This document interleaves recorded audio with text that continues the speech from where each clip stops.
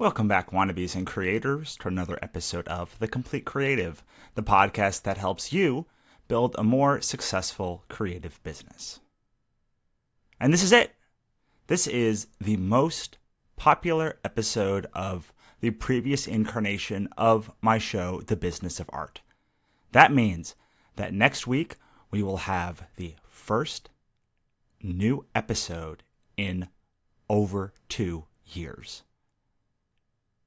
And then 2 weeks from now, we will have my first new guest since 2017. And who is that guest? None other than legendary comic book, movie, video game, and novel writer Marv Wolfman. But that's getting ahead of myself. We still have an episode to do after all. And today, from the archives, is my friend Jim Zub.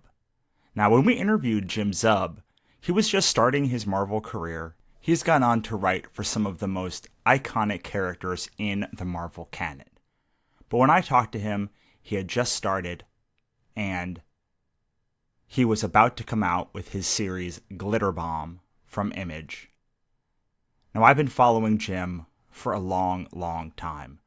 Probably as long as I've been making comics. He was the first person who really broke down the process of making independent comics on his blog. And even though I didn't meet him for years after, I read his blog voraciously. He talked about his profit margins on Skull Kickers.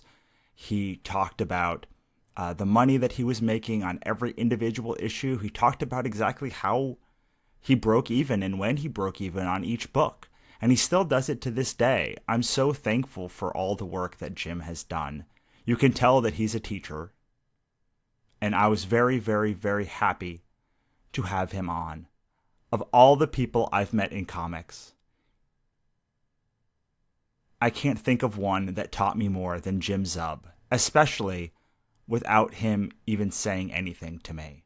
I learned more from Jim Zub in those early days than I did from almost anybody else from reading his blog.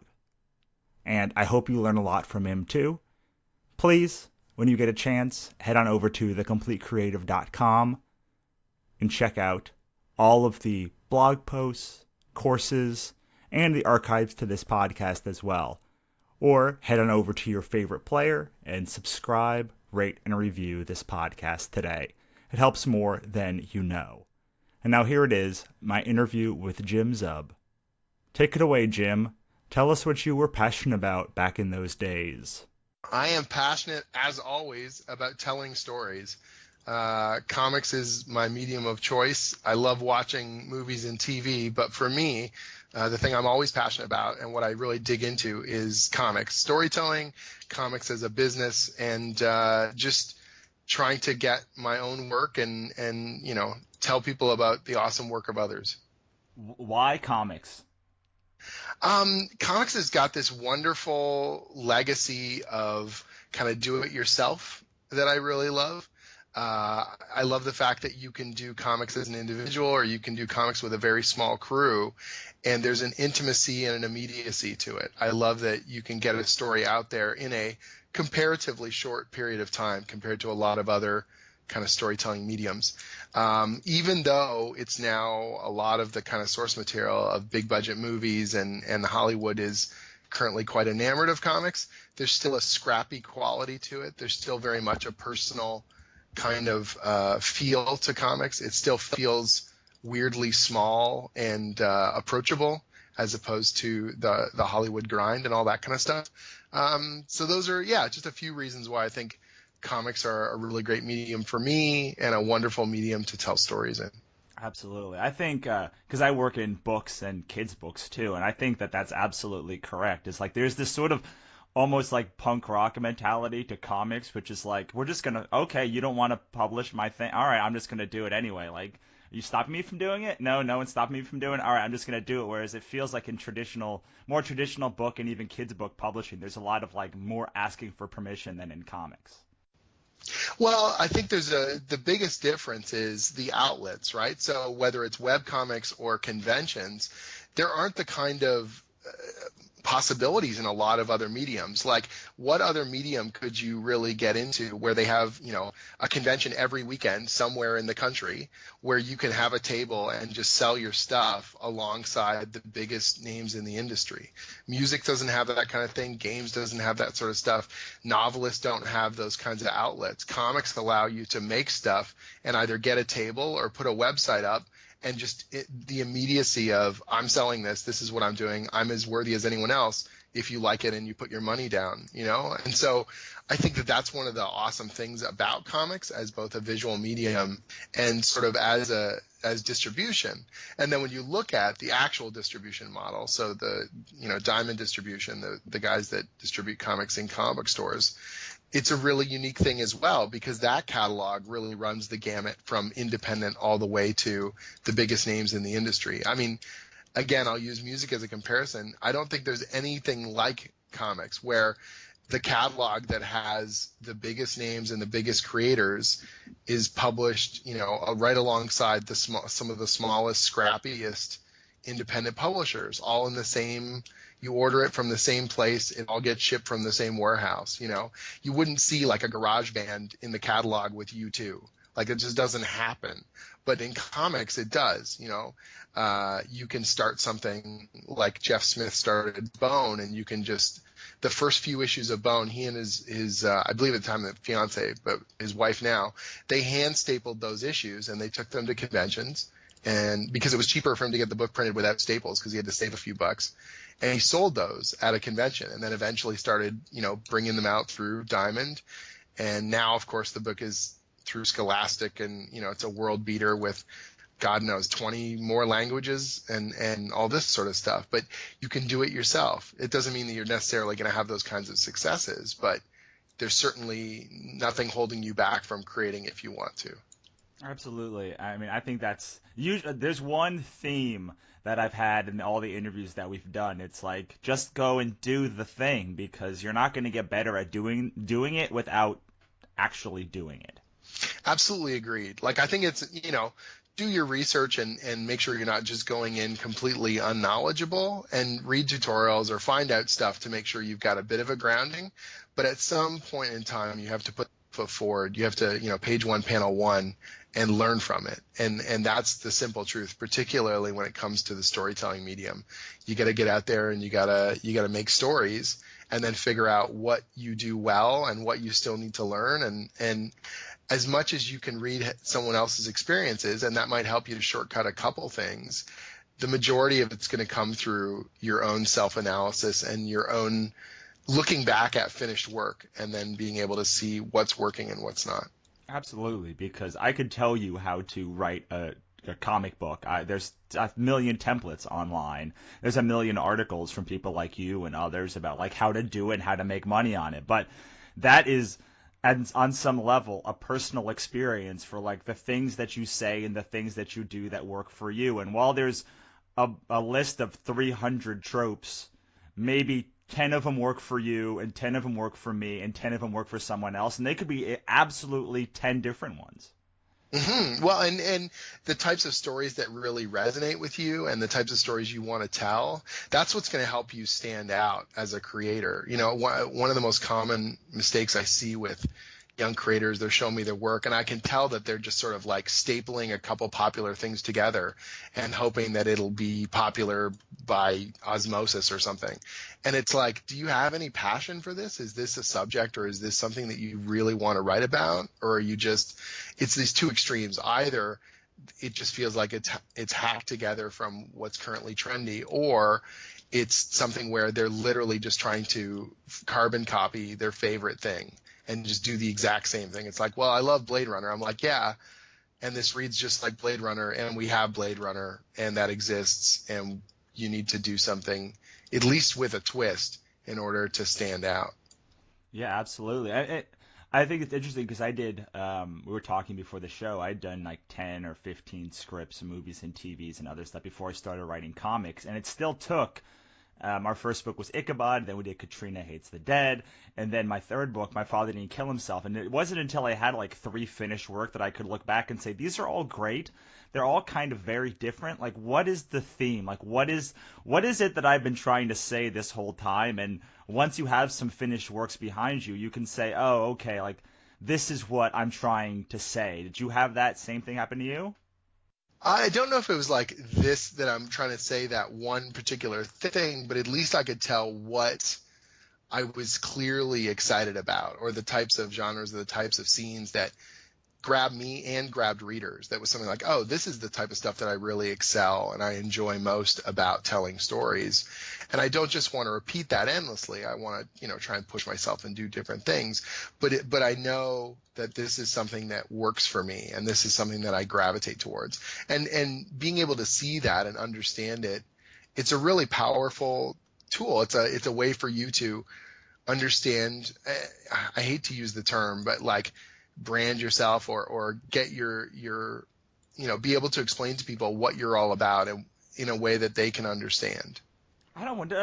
Don't say that brand yourself is a bad thing. Like, I'm all about branding. I think that's one of the most important things when it comes to being a creator, because in order to get someone to trust you, I mean, you do a lot of different stuff. Like, you do Skull Kickers, Wayward, Glitter Bomber, 3 very different things. In order for a person to say, all right, why am I going to trust this book? It's like, oh, I know what Jim Zub's about. I know what he does. Like, I'll take a chance on this Glitter Bomb book, even though it may be out of the wheelhouse of what I normally love. Right. Yeah. I mean, it is. I think the term branding sort of has become this weird kind of catch-all where people are like, oh, I need a fancy logo and I have to be able to, I don't know. People can get overly obsessed with that element of it, where they're too busy worrying about their brand instead of, hey, I'm going to make good stories. You know what I mean? Like, I think it's about your passion for the work has to come through, and that's got to be clear, whatever the subject matter is. And I can tell pretty quickly if someone is just sort of going through the motions on a story, or if there's something they're really digging into. That comes through. And so, it's true, like the work that I do, whether it's commercial work, like I've written Conan and I've written Samurai Jack and Dungeons and Dragons and Thunderbolts now for Marvel, all of these kinds of books, they tend to have a bit of like banter, and they've got a mix of action and humor. And, you can sort of say that is part of the Jim Zub brand, if you want to call it that. But equally, I think when you read those books, there's a sense that I'm having a great time, and this is going to be a lot of, like, we're going to have fun. This is going to be entertainment, pure and simple, and that the type of banter and the type of stuff I'm putting on the page is because I've got an energy for the story that I'm telling you. Yeah, but so that second part is also part of your brand. That's what I would contend is most people start with a brand, like you talk about, but like when I coach people, it's always like, let's help you get great stuff and then be able to figure out how to sell this thing, and then the brand comes last. Yeah, because you need to have the work. I mean, it's if people are obsessing over their identity, or it's sort of like these people who are talking about, it's like they're polishing the shelf where they're going to put their awards before they finish the thing. You're just like, it'd be better, make the thing as good as you can, and you'll start to tell what you like and what people like about the work, and then it'll start to coalesce. So I think we're both saying the same kind of thing, for sure. It's really about having enough sort of in the rearview mirror that you can look back and assess it. Right. Well, on top of that, I've now signed with a new manager, to do more movies and TV stuff again. And when I went to him, I said, we sort of started talking, and I was like, why would you want to, like, what is the thing that like is gonna separate me when I go into a room? And it's like, my stuff is all weird. Like, it's all like, if you want like Tim Burton-y type stuff but with more action, like that, I'm the right client for you. But like, if you're gonna pitch me, to do the next Jason Statham movie, like, you can do that, but just know it's gonna be weird when I write it. Like, you're gonna get a book, that thing, but like in a very weird manner. So if you're not okay with that, like, that is on brand for me, is finding weird takes on normal material. Right. Yeah. And so, in a broader sense, most of my stuff tends to be either action-packed kind of comedy, or there's almost always a supernatural or a fantasy element to it, because that's the stuff that I really gravitate towards. That's the thing that really grabs me. Some of them are darker, some of them are lighter, some of them are for kids, some of them are for adults only. But as a whole, that sort of tends to be where I find myself. There's a lot of action, there's a lot of energy on the page and momentum. There's banter. There's usually something magical or supernatural sort of driving it. It's not a very simple, you can't necessarily say Jim does. I mean, a lot of people for quite a while, it was Jim does sword and sorcery, because that was sort of how I got my start for a lot of this. And that still permeates a lot of what I do and sort of expectation. But thankfully, I've also been able to kind of push a little bit out of that wedge and just sort of say, okay, I can do this sort of stuff too. You know what I mean? But as a whole, I don't mind. At first, I was really nervous about it. When I would get offered all these sword and sorcery projects, I was like, oh crap, I'll never get to do superheroes, for example, because there's not enough swords, or there's no dragons or whatever. And then it slowly sort of became, I could push out a little bit further and sort of show people, no, I do good team books, I do good banter, I do good character relationships, and there always tends to be a little bit of sass and troublemaking, kind of mixed in with it, which is one of the things I was known for with the fantasy stuff anyways. So it's all, I guess you'd say, on brand, but it's not quite as restricting as it used to be. Yeah, but do you find that having that more sort of cohesion of the things that you like, do you find that it helps sort of cut out the projects that you're not going to be good at too, or good for, or will excite you? Yeah, it becomes it's sort of twofold. First of all, people just don't offer you those after a while. That's one of the reasons why you need to sort of be able to sort of see what's, the forest for the trees, and push out a little bit further if you feel like it's restricting.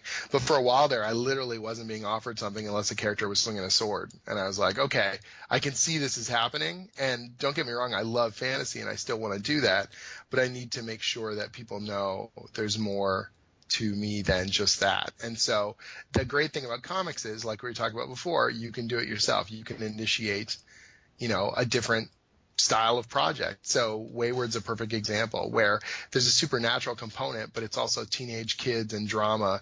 It's like Buffy in Japan rather than straight sword and sorcery. And so then I could show that I can write younger characters. Then I can show that I can do more of that dramatic sort of stuff. And I've still got this kind of action supernatural component that it's very, adjacent to what I'm already doing. Right. So your audience that are liked Skull Kickers is very likely to like Wayward too. Right. And if they don't, hopefully I can also expand my audience, and people can go backwards, where if they read Wayward, they're like, oh, this is really cool. What else have you done? And they sort of move over to, Skull Kickers, or they try out the Pathfinder book that I did, or, they come through Figment, which I did for Disney. And that's a very kind of whimsical, all ages fantasy, but there's still something there that if you like what I do, it might grab you enough that you try other things that I've done. Do you find that after you did Wayward, like those I'm only gonna pitch you sword and sorcery books, they must have that stopped, right?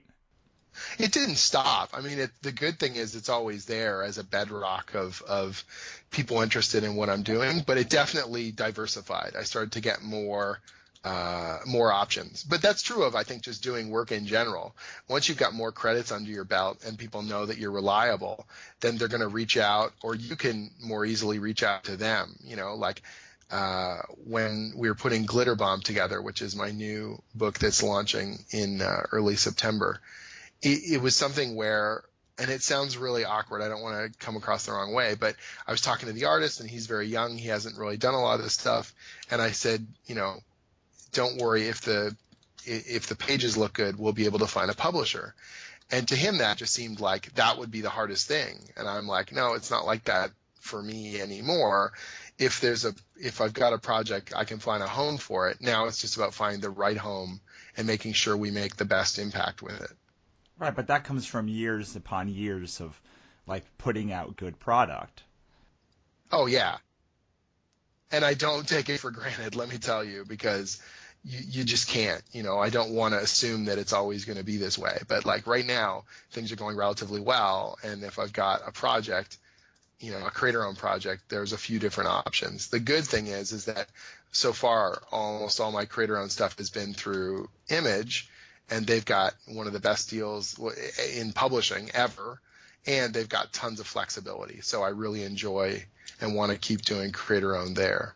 Right. Well, I mean, it sounds like what you're talking about is the networking component of this now. Is like you, and I want this now kind of segues into like the reason why I know you is not from Skull Kickers. It's from that post that you did. Which one, about networking? The one about Skull Kickers and the profitability, which I know was more recent, but like you've sort of become this voice in above just comics, talking about like the good and bad about what's going on in your own work. How did that come about? Like, how did you sort of start having the balls, I guess, to like put the bad out there? Because that's not normal. Like, putting the bad out there is not a normal reaction to life. Yeah, I feel weird about that because I don't want to be like, oh, I'm very courageous. Here's a bunch of numbers about how I screwed things up. But there is, yeah. So the short version of this is essentially when I'm not making comics, I teach. So my background's in art and animation. I teach at a college called Seneca here in Toronto. They've got this award-winning animation program, and I've been part of the faculty now for, like 13 years. And so teaching really comes naturally to me. Unlike a lot of other people, I like doing public speaking. I like interacting with people. I really enjoy working with students and watching their skills develop and all that stuff. So my natural tendency is to kind of compartmentalize and break things down into bite-sized pieces, to be able to explain something to someone in a way, hopefully, that they can understand and then take that knowledge and go forward. And so when the comic stuff I was sort of making another push into comics. I had done comics in early 2000, through to 2003. I had done my own webcomic online, and then I had taken a step away from it to work at an art studio called Udon, and they do all sorts of artwork for video games and movies and comics. But I sort of I started in art, and then I kind of worked in production. So I got to see under the hood how this stuff all worked, how books are published, how they're marketed, how pre-press works, all these different varied kind of departments in publishing and in marketing and in entertainment. And it taught me a ton, but it got me further and further away from telling stories. And so when I finally determined that I was going to dig back in and do my own stories, and we launched Skull Kickers in 2010, one of the things that I was really cognizant about was that there weren't a lot of resources for people talking about how this stuff worked, or how distribution works and how books are printed and all those sorts of things. So it wasn't something at first that I intended, but in the back of my mind, I realized that I was very lucky to have this sort of education in the industry and to understand and see so many different roles before I started doing my own stuff again. And so when I was on Twitter and people would ask me about, well, how did you get a book picked up by Image, or how do you get a book printed, or how does this stuff get into stores? 140 characters isn't going to cut it. And even if I'm doing a dozen tweets, it's just not really going to be a good explanation. So I thought, okay, some of this stuff, I could talk about. I'll just put it into an article. The first one came almost out of spite because there was a Reddit thread where some people were talking about a comic that had recently been canceled that was done by a friend of mine. And there's no other way to put it. The ignorance that these people had, and not that they're stupid, but they just literally did not know how distribution in comics worked. They were like, well, if the book sells 4,000 copies and it's a $3 comic, that's $12,000. I don't see how they couldn't keep it going. And you're just like, you literally know nothing about how books are sold or printed, or that any other department needs to make money in order for publishing to work.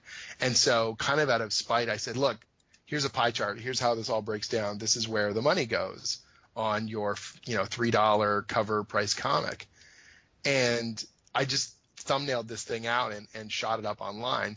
And a whole ton of people started retweeting it and sending it around and being like, oh my God, did you know that, this much of the comic price goes to printing and this much goes to the retailer and this much goes to distribution? Like it was some revelatory thing. And I was sort of like, I guess this isn't common knowledge. It's not something that people generally talk about.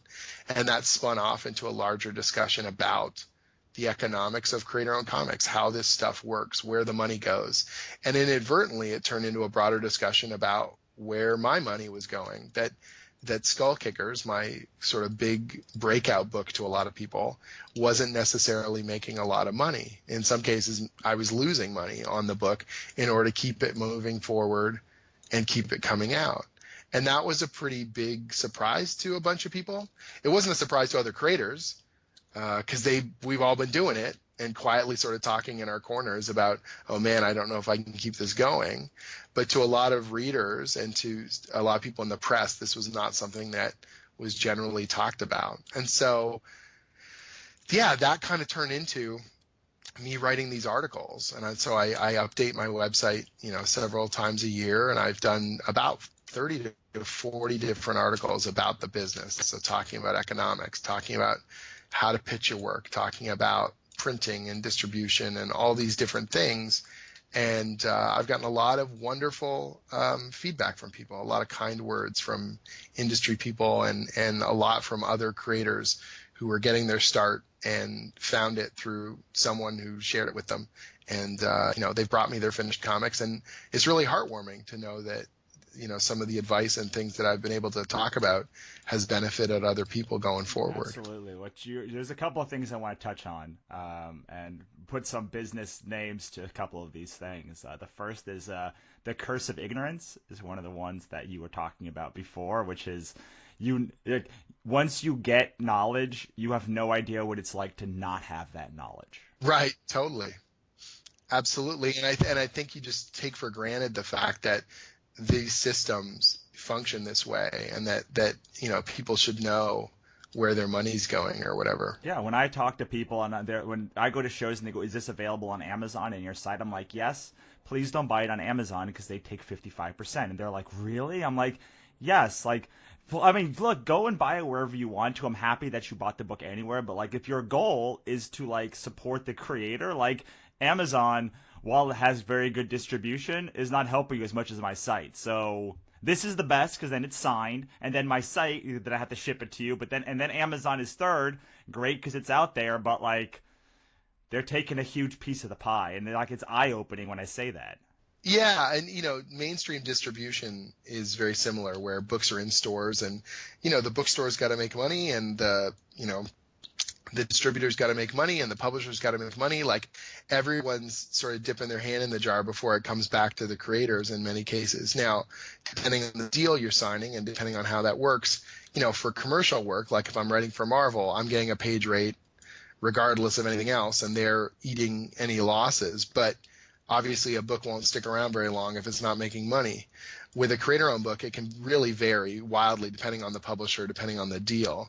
And so, like yourself, I'm like, hey, if you want to buy the book, I'm more than happy to support you buying it anywhere, digital, physical, what may have you. Buying it for me in person is the best in terms of supporting me, but I know the majority of people aren't going to meet me in person at a convention. So at the end of the day, I'm happy you're supporting the work and ideally sharing it with others so that they get excited and tell other people about what I'm doing. Comics has got such a strong grassroots kind of marketing feel to it because, even some of the biggest titles now, you look at something like The Walking Dead, it sold pretty crappy out of the gate, but it was a really good story and people were talking about it because it was innovative and it was interesting and the characters were really compelling, and it just sort of built bit by bit from there. Yeah, it's a different world because since we've expanded into kids books and novels, I was like, oh, I'll just go to cons and sell these things just like I do like it'd be the same. And it's like it's a completely different world where like you can email a comic book press person and they will you can be like, hey, I'm having a Kickstarter, you want to do a press release about it? Here's my press release, and a lot of them will take it. They won't all take it, but like a lot of them will take it. Sure. But if you're like, hey, I'm doing a Kickstarter for this novel, like it's crickets. Like, oh yeah, different industry again. Totally. The scrappy nature of comics has got a very intimate kind of feel. And it's funny because once you start doing the conventions, you start seeing the same people over and over again. And there's this weird moment where you'll be doing the shows for a period of time, could be years. And then as long as you haven't, burned any bridges or whatever, there's this weird osmosis where you kind of get brought into the fold because people are like, well, you're always around. You're not going anywhere. You're part of this. And just through sheer, that old saying of being in the right place at the right time. Well, going to a convention enough times, you're just creating little friction points where sparks can happen. You're just happen to be at the bar when someone is talking to someone that you've always wanted to meet, and they introduce you in a real nice casual way, and the next thing you know, you're friends. Or you just happen to be there when someone's talking about an invite for a social gathering that you would love to be a part of, or something like that. It's just being in and around the community and supporting people, that are, for lack of a better term, below you on the ladder, if you want to call it that, and people that are above you on the ladder being respectful and decent, and knowing that everyone's just trying to do the best work they can, rather than, I don't know, trying to go in like bull in a china shop and force your way down. Yeah, I thought it was so interesting. I think it's so interesting now because a lot of people are, now that I go to a lot of cons and most of my friends are creators, and like you're saying, I very much believe in what Kevin Spacey says about throwing the ladder back down, just like you clearly do. Oh, thanks. And they're like, oh, I don't know if I'm good enough for a con. I'm like, well, do you have $250? Because, like, that's the average big con fee. Like, that's all you need. Like, it's not a curated show. You throw your money down on the table and you get behind the table. And once you move from attendee to exhibitor, like, the world opens up to you. Like, I don't think there's been ever a transition, like, besides when I moved in with my wife to go from single to living with somebody, that was ever as dramatic as not going to shows, then going to show to be behind the table. Because once you be behind the table, you're like, oh, you've got skin in the game too. Now I'm going to take you a little more seriously. Yeah, and obviously the quality of the work matters, and that is a huge part of it. But there's definitely another side where if before the show starts, there are people just wandering around, looking at tables, chatting with each other. After the show closes, people go out for drinks or social events and they chat. That's where the business is happening. It's not really happening on the floor, And so just realizing and seeing that other side of it, and being involved in that other side of it, and not necessarily hanging all your hopes on, oh man, I'm going to meet so-and-so big name executive or editor, and they're just going to pluck me out of the crowd and I'm going to get everything I wanted, but just keeping your ears open and being open to those interactions, and realizing that, you're going to make lifelong friends, which I think is even more important. If you're in this and you're just constantly scanning, like you're hunting for work, or you're like, every single person must benefit my career or screw them, it's too much. You're not going to get the types of relationships that you want anyway. If you're there doing what you do and you do it well and you're kind to other people, someone's going to bring your name up in a conversation. Someone's going to ideally pay it forward. And then when it comes time, you will do the same. And I still do, like we've got on Thunderbolts, the regular artist was, he's not quite a monthly artist.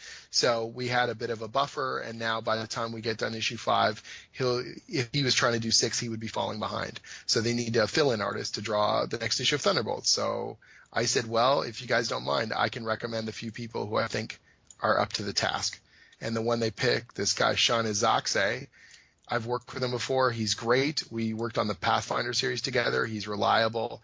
I have no qualms about recommending him, and he's knocking it out of the park. And now he's got an in at Marvel, and everyone feels good, and I look good. I benefit from it, but at the same time, he gets sort of a lifelong dream of getting to work on a big 2 book finally, and it's like, that's not uncommon. You know what I mean?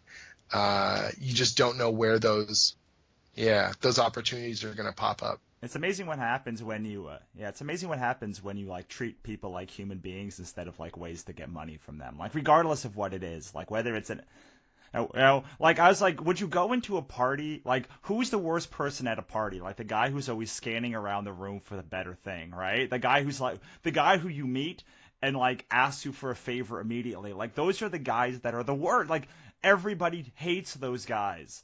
So, but why in business or like cons or like online? Like, why are you okay with like asking for something without giving first? And why are you okay with like treating these people, whether it's the press or an editor or a publisher or even a fan buying your book, as a commodity as opposed to like a human being? Oh, it's so foolish and it's so short-sighted. That stuff drives me crazy. And I'm not saying that it's easy. Being on at a convention and being socially aware and putting your best foot forward, it can be draining. And it's not everyone is comfortable doing it, but it's part and parcel of the community as a whole. And so, if you're not feeling up for it tonight, maybe tonight's the night you stay in at the hotel and you just chill out rather than going out there and embarrassing yourself or overstepping your bounds. You know what I mean? Like, just being aware. And empathy is so much about, it's not just what you want. It's, if I was the other person, how would I feel about this interaction? Or how would I feel about, like, is this obnoxious? Is this too much? Stop thinking just about your own needs and sort of imagine the other person that you're approaching and what their needs are, quite simply. Some of the best interactions I've had at social events, I would walk up to someone who looked like they were quietly having trouble getting a conversation started. I would go over and talk to them, and it would be great because this person could be really amazing and no one has talked to them, or no one knows what they're all about. Or in a few cases, they're the significant other of some really important person who's been pulled away in 100 different directions. And when they come back, they're like, oh, you seem like a really wonderful person who just made my night a lot less stressful, because my wife or husband is no longer bored out of their minds. Hey, we should be friends. Right, but see, but the issue with that, always the issue with saying things like this is whenever I tell people these strategies, they then use it in the most douchey manner possible, and they're like, "Oh, go find a person at the party, go talk to them, and then if they're important, then I'm going to stick around. If not, then I'm going to move." And you're like you gotta not be. No. Yeah, it's gotta be natural. You have to genuinely enjoy talking to people. You can't, if you go into it and you're just like the Terminator, like you've got that little scanner going in the corner of your vision and you're like, worth my time, not worth my time.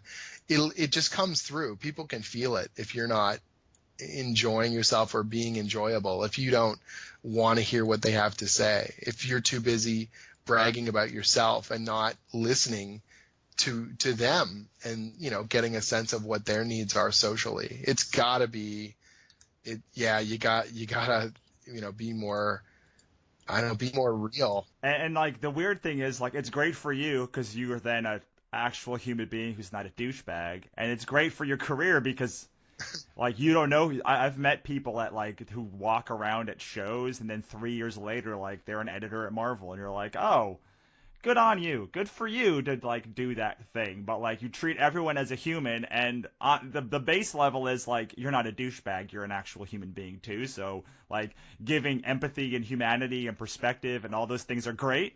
Shouldn't be that hard. Right, like it should just be the thing. And I get, like, it's tough when you need to make rent that month or mortgage payment or and you need to make $1,000 and you're pressing. Like, it's tough, like, to like not think of everyone as a commodity. I've been in that position before. Like, I used to work in sales before I started my publishing company, and like, I own a publishing company now. So like, being at a show and not making the money that you think you're gonna make to make your mortgage is very tough. Oh, it's stressful, absolutely. You know what they say in sales? It's like, you can never press. When you press, everyone knows, and then they don't want to work with you.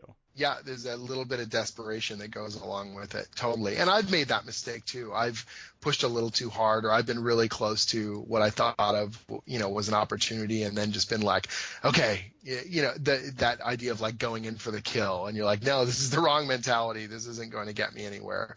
And that's something, again, I've learned through experience. Perfect example of what you're talking about. So back in 2001, when I was doing my webcomic, there's this guy, John Barber, and he was doing webcomic stuff too, and he was doing way more experimental stuff than I was. But we commiserated at a few shows, and we chatted online, and we got along well. And both of our comics were being hosted by the same website, all this sort of stuff. And meeting John and talking with him was just like talking to a peer, and knowing that someone else was kind of doing the same sort of thing I was. I didn't know that years later he would take an internship at Marvel. I didn't know that he would eventually become one of the editors of the Ultimate line, and he would go on and do dozens and dozens of books and then become one of the editors in chief at IDW. But he did, and years later, when they were looking at relaunching the Dungeons and Dragons book, he remembered that I loved sword and sorcery and that this was totally my bag. And they basically, it all kind of came together. And so I'm still doing the official Dungeons and Dragons comic because it was the right place at the right time with the right person. And I was a good fit for the project, but I was also the person they had in mind.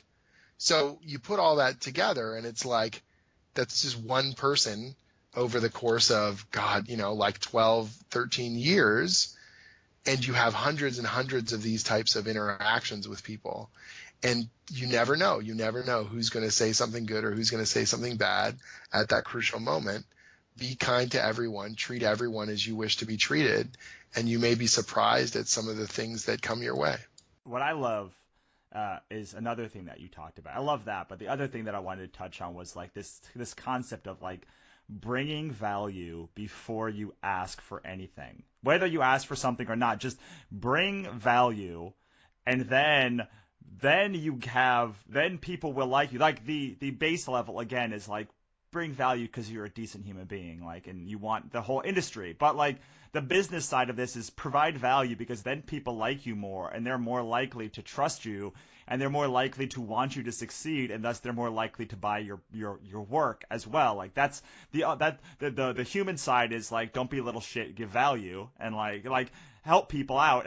But the business one is like the more value you can give to someone, the more they want you to succeed and the more they're willing to help you. Right. So, for example, the reason why Image, has picked up my books is because they feel that it can, at the very least, make back its money and make sure that it covers all of its fees and that it's going to show well for the Image brand as a whole.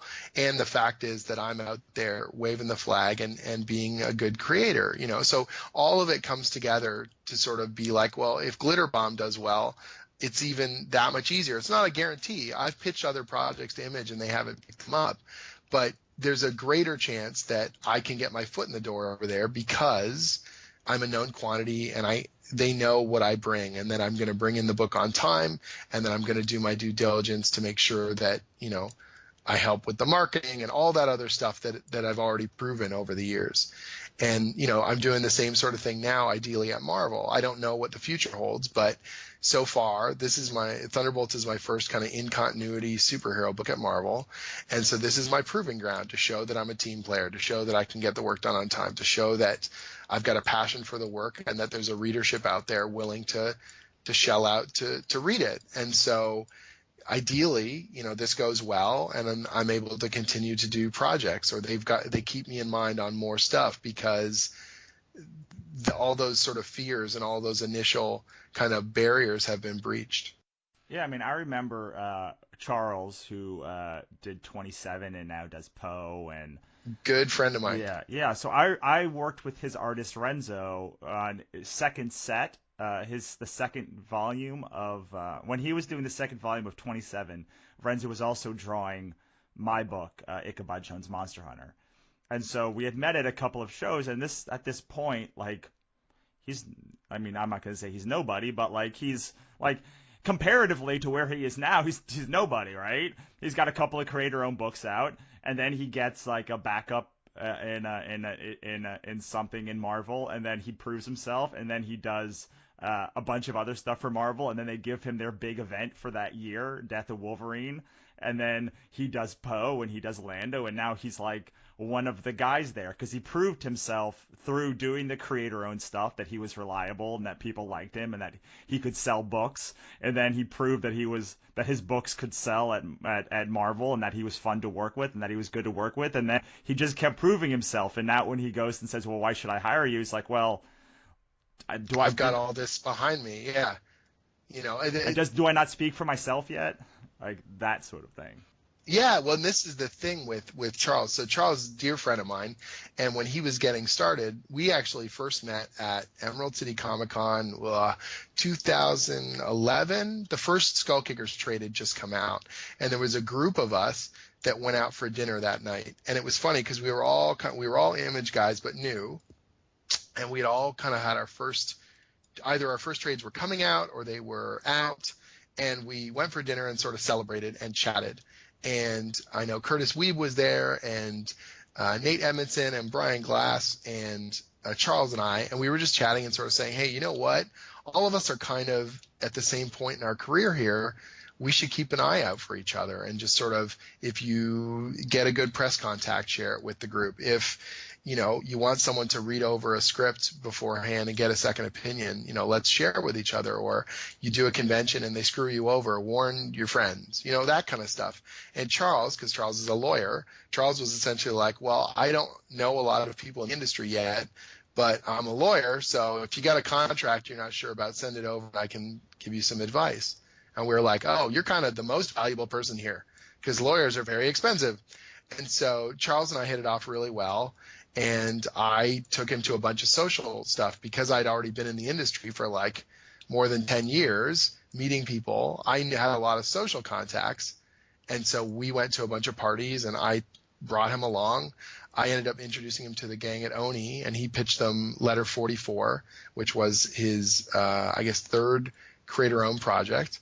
And then soon after that, he would end up doing the order of operations here. He did Swamp Thing over at DC, and that got him, a lot of good traction because it was a great book and he was a great fit for it. And that really got the wheels going. That he started around the same time he did a short run on Thunderbolts at Marvel, and then he would end up doing Superman, Wonder Woman, and just all sorts of stuff just fell into place for him. But it was just those little social interactions at the start that got that ball rolling, and it's like he's an amazing creator and he's very, very aware of how to make a good impression and show that he can do the work, and all the success to him because he's really earned it and busted his hump. Yeah, and a pleasure to speak with and hang out with and be nice. They say, what do you need? Two of three things. You need to be nice, on time, and great. Yeah. I'm like, yeah, well, that's good. Like, it's good to have two of three, but it's better to have three of three because you can never tell about the third one. Like, you never know when you're great. You can always be pleasant and on time. Like, even the worst creator in the world can be pleasant and on time. And eventually you could be great. So, but like, let that be the third thing. Like, let that be the third thing that sort of rounds out the package. Be nice and on time first, because you can always do that.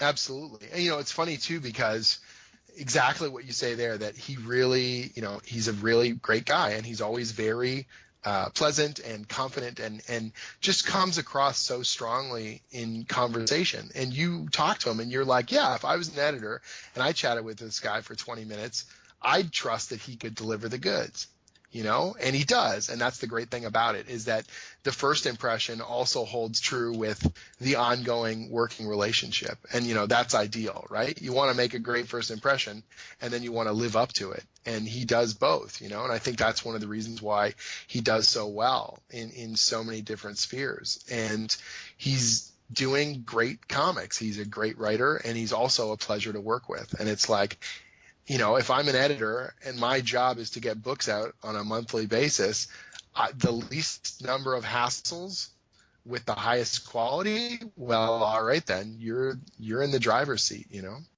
Right. I mean, that's why, they historically they've talked about, why does this middling kind of creator, not Charles, like why does this creator keep getting work, or like why does this writer keep getting work on a movie? And it's like, well, like it may not be the greatest, it may not be the burn down the house quality like that you want, but like that guy has been doing it for years. They know the exact quality they're going to get. They know what they're going to sell from that guy. Like, there's a lot of factors that go in besides just the fact that you personally don't think he's the greatest creator in the world. Like, and now if you can make that and make you also a great creator instead of just like a journeyman creator, then, like you said, yeah, then like you've got the driver's seat. I think what's interesting is that I'll see this all the time where people will point out someone whose work is weak, particularly artists, and what they'll say is, well, I'm better than so-and-so. And you're like, look, pointing at the bottom of the pile and saying, I can do 10% better than the worst you've got is really not a selling pitch. It's not going to get you in the pack. You know what I mean? You've got to be heads and shoulders above the middle in order for someone to be able to take a risk on you so that you can build up the credits and trust. You know what I mean? Like if someone is trying out someone brand new, there's a process for that, and there's a hassle associated with that because they don't know the process, they don't have the context, they haven't done it before.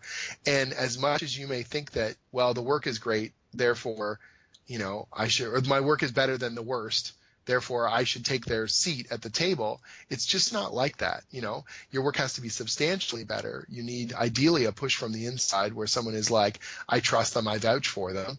And then someone else is willing to sort of stick their neck out a bit and go, okay, let's give this a try. And then once you do good work, if it is great work, it's going to be so much easier because now you've got all the pieces in play.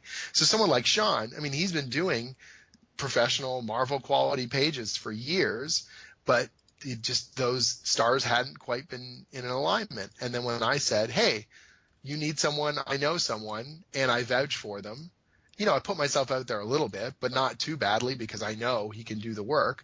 And then it all comes together. And now we're already talking about, you know, what he will do after these 2 fill-in issues of Thunderbolts. And he's the one now driving it. He's the one who's showing them that he's worth investing in. Right. You know, it's just so funny you say that because it's not like what I see is I was at a party. There's a comic book meetup group here that meets every month, and I was sitting with one of the people, and they were complaining that one panel at the bottom of the page was like it didn't have the detail that he expected. And so I was like, okay, well, let's turn the page. And on the page, and then next page was a gorgeous, like, 2-page spread, like single image, 2-page spread. And I turn it back. I'm like, you should maybe not worry about that this one panel isn't up to your standards and turn to this and say, how do I do this beautiful 2-page spread? Considering that this guy probably has like 3 other books that he's working on, and he still bangs out this 10-page anthology on top of all of it. Yeah, you know, it's funny because when I was in art school, that was totally my mentality. I would sit around with my friends and we would look at books, whether it was like comics or role-playing game books or any of the books where they had a lot of artwork, and we would just bitch about them. We would sit around and be like, oh, I could draw better than that. Oh, I don't understand why the editor would let that go through, and all this other stuff when we thought we knew everything. We thought we were so smart because we had all this art knowledge now about theory and how things are supposed to be drawn and the ideals of quality that we could put into our illustrations because we had so much time because we're students. And when you actually get into production, you got to crank this stuff out. Or when you're an editor and you're under the gun and you're juggling a dozen different things and someone hands in crap, you know it's crap. You're not an idiot. You're aware that it's not ideally what you would want, but you also have to look at the deadline. You have to look at the production. You have to decide, is this the hill I want to die on? Is this worth going back to the artist for? Is this worth fighting about, or do I just get it done? Because contrary to popular belief, sometimes it is just about getting it past the finish line. And, you know, not to say that you want to crap it out, not to say that you want to do less than your best, but things happen. Stuff goes wrong. People's lives fall apart. And so now when I look at books and I see something not as good as I would expect from an artist or from a publisher, I go, oh, this thing must have fallen through the cracks. Or, oh, you know, this wasn't what anyone wanted it to be, but it's done. You know what I mean? There was a particular book that I was working on, and there were a bunch of different artists, and one of the books came out, and some of the art in there was hideous. And I thought, how could this person, and I knew the art director, how could they have hired this artist, or how could they have accepted this art? And I didn't say anything. Months later, I'm at a convention, we're out for drinks, and that book comes up. Someone else brings it up. And the art director's talking and rolls her eyes, and she says, oh, I had so much trouble with that book. The artist, they had a death in the family, and they couldn't afford to pay for a funeral, and they called me crying, begging for work. And I just threw them the first thing I had on top of my desk, and they crapped it out, and I felt so guilty and awful for all the bad things happening in their life. I just let it go. And I thought, well, there's the story. That's exactly how bad work sometimes happens, right? Someone doing a nice thing, doing a favor for someone, it comes back and they kind of got burned, but it's still kind of the nice thing to do because real life got in the way, and you got an ugly looking book, but someone else could look at that and go, well, I can draw better than this. These guys suck. Right. I mean, it's like treating everyone like a human. Like there's always a human behind that page. Like my artist for my new graphic novel, he got tendonitis or something in his hand, and he's like, I can't draw as fast as I was, and luckily I'm not on like a tight deadline of this. But like, what do you do? Like, what do you do when like you're in Argentina and your power goes out for a month, and I'm emailing you freaking out because I haven't heard from you and pages are due. Like, and then your power comes back on. It's like, yeah, I didn't have internet for a month. Sorry. And you're like, the whole city, like, was on a brownout for most of the month. And you're like, oh, well, I feel kind of like a jerk now for, like, not giving you the benefit of the doubt. Yeah, life happens, and it's not to say that you should never hold someone accountable for quality, because you try to as much as possible. But again, it's that thing of, is this the hill I'm willing to die on? And every so often, if I don't like the way something looks, or it's not coming together properly, or I think it's absolutely crucial that there's a change, I will raise it. I'm not invulnerable to this. I'm not saying that everything has to go through. But on the other hand, you got to decide, okay, this is where I'm going to hunker down and make some noise. We need this different, or this is absolutely crucial to the story and it's not coming through on the page. We need an edit here or whatever. But just be cognizant of the fact that you've got a certain amount of capital, if you want to call it that you can spend in this relationship, and when and where do you spend it? You know what I mean? And also rebuild it up. Like, if someone does great work, don't let the only communication you have be negative. Don't let it be like, if they don't hear anything, it's approved. Like, that's garbage. You've got to be a cheerleader. You've got to tell people that they're doing good work. You've got to compliment them just as you hope they compliment you, because they need to hear it, because they're a creator and they're invested in this. A lot of people get the wrong idea that the writer is the dictator and that they run this thing. And it's like, yeah, I might create our own books. I'm the project manager, and in many cases, I'm the person putting my own money down first, but that doesn't mean that I can't be decent or that I shouldn't treat other people well. This is how you build positive relationships and continued relationships. Someone like Marshall Dillon, he letters all my creator-owned stuff, and he's actually lettered a bunch of my commercial stuff because I've recommended him, because he's reliable and amazing and a dear friend. And this guy has gone to the wall for me when we've been under the gun and I literally need something lettered overnight because it's due and we just got in the colored pages. This guy will stay up all night and do it. And the reason why we have this relationship and the reason why we have this trust is because we've both been there for each other and we've both gone to the wall for each other. And it's like, Marshall had a really, really bad month. I will give him money in advance because I know that he's good for it, that he'll do the work. And, vice versa, if I'm against the wall and I say, dude, I need this, he will literally drop everything and just go do the thing, because we've got a relationship built on trust. Yeah, I mean, I think it just keeps coming back to the same thing, right? You treat people like a human being, and they will and they'll do the thing that you want them to do, what you need them to do, and they'll give you the benefit of the doubt, because generally humans, as a rule, are generally kind and thoughtful. They're communal people. We only exist right now because we formed communities and banded together and helped each other. So if you're falling into that communal construct, then you can get a lot out of people because that's what they want. They want a part of a community. It's only when you're treating them as a commodity that they're like, no, go screw yourself. Absolutely. And the thing is that, again, it really goes both ways. You've got to, if you go into it trying to squeeze the most out of people and treat them like garbage, at some point they're just going to be like, well, I know what you want me here for. Like, yes, it's a working relationship and there's money on the line and we've all said we're going to do the best we can to do this thing, right? But you have to trust.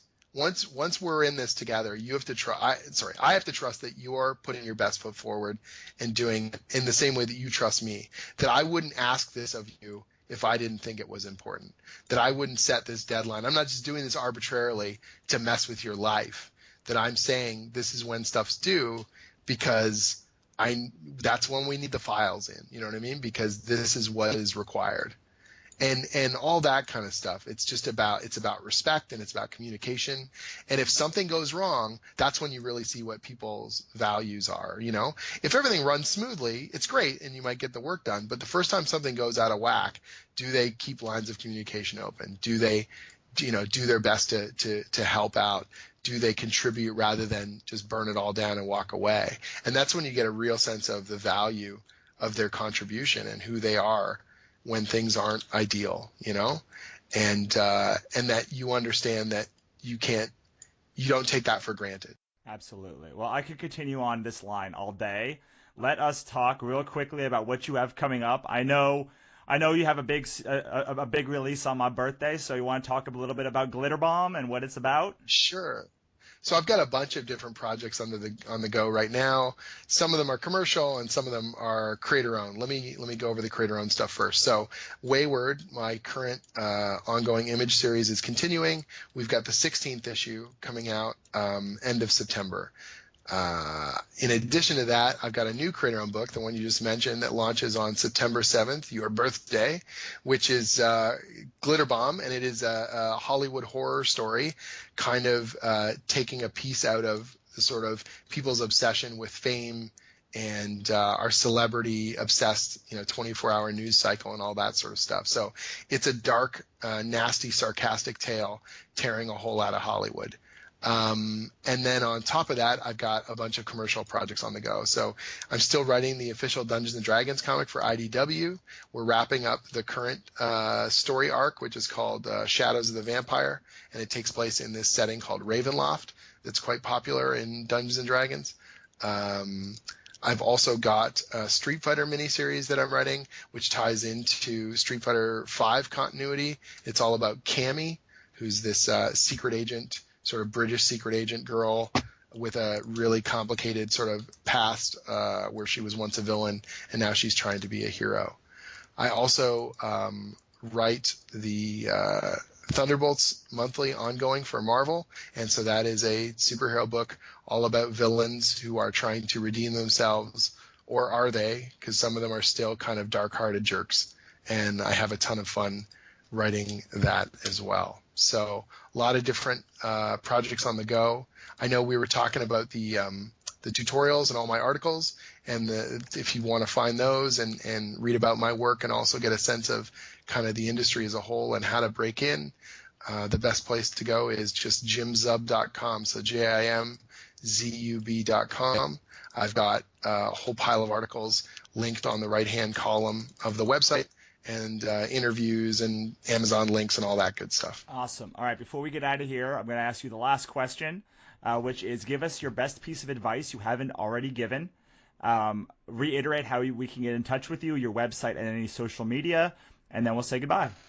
So the best piece of advice that I haven't already given, if you want to create comics, what I recommend is that you start small and then work your way up. So I know you have epic stories you want to tell. I know you have big ideas and you want your first project to come emerging from your head like Athena did from the mind of Zeus. But the reality is the only way to really build up your craft and be able to deliver on those big ideas later on is to start small. So do short stories, do self-contained works. Plan them out. Do a 3-page story, a 6-page story, a 10-page story. Do little anthologies. Do a one-shot, one comic, one issue story. Figure out what's working and what's not. Get those in the rearview mirror, and then slowly but surely you're going to learn the things you need to know. The way that I explain it to people is like running a marathon. If you wanted to run a marathon, you would not buy running shoes and then try and do 5 miles. You would learn how to build up your stamina. You would get better at running. You would push yourself bit by bit with new routes and with, a little bit longer each time until you are able to do this stuff not effortlessly, but you're able to do it and complete it consistently. And then by the time the marathon comes around, you're able to take on this challenge. And I feel it's the same way with any other creative endeavor. If you're a musician, you got to do your scales. If you're, a basketball player, you got to practice just doing the basics. You got to dribble and you got to shoot hoops and you got to do layups and all that sort of stuff. All these skills you need to build up over time. And creativity and storytelling is no different. Don't let anyone tell you otherwise. Awesome. I love it. And how can we find you online and social media and such? So, sure. So Jim Zub is JIMZUB. Type that into Google. I'm the first thing that comes up. My website is jimzub.com. I'm at Jim Zub on Twitter. I'm on Tumblr. I'm on DeviantArt. I'm all over the place. Easy to find. And all of it is, connected to that hub of my own website. So if you get there, you'll find all the rest. Awesome, man. Thank you so much for coming on. I appreciate it. My absolute pleasure. And there you have it. My interview with the incomparable Jim Zub. I'm so excited for everything that Jim's accomplished since this interview. And I hope you learned a lot. And I can't wait to see what you accomplish after hearing it. And now we have 6 straight new episodes. Of course, we have a whole lot more. But I have recorded 6 up to this point. So you're guaranteed to get at least 6 in a row. And for someone that hasn't recorded a podcast in 2 years, I'm very, very happy about that. I hope you enjoyed this retrospective. I hope you learned a lot from these 4 episodes that were the cream of the crop of everything that we did on the business of art. And now, I'm sick of looking back. I don't like looking back. I'm like a shark. Sharks don't look back because they have no necks. So we're going to look ahead into the future and into the new incarnation of this show, The Complete Creative. Can't wait to show you what I've come up with. I think you're going to enjoy it. Make sure to go say thank you to Jim Zub. Check out thecompletecreative.com. And most importantly, subscribe, rate, and review this show on your favorite podcast app. Did you know that you can get podcasts on Spotify? Well, you can. And I hope you'll check us out there or wherever you download your favorite podcasts. Have a great day, wannabes and creators. I will see you next time for our first new episode in 2 years.